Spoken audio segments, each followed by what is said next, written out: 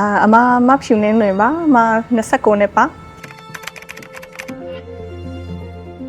အမရန်ကုန်မြို့လှိုင်မြို့နယ်ကပါပြီးရင်ကုမ္ပဏီမှာအလုပ်လုပ်ပါတယ်ရှင်call center ဖုန်းဆက်လာတာပါကျမကတော့ဖုန်းခိုင်တော့တကယ်ကတော့ပုံမှန်လေးအစမယုံပါဘူးရှင်ဒါပေမဲ့ပြီးမှဆက်ပြောတော့အရင်ပြောပါရှင်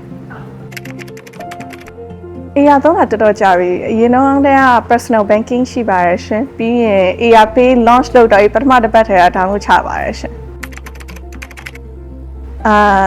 ကတော့စိတ်ချဆုံးအကောင်းဆုံးဘဏ်ဖြစ်လို့ပါရှင်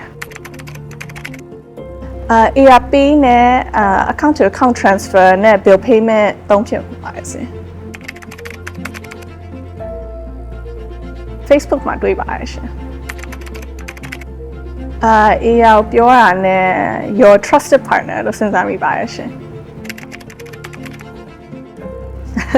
တေချာပါလို့စီစဉ်ရှိပါတယ်ရှင်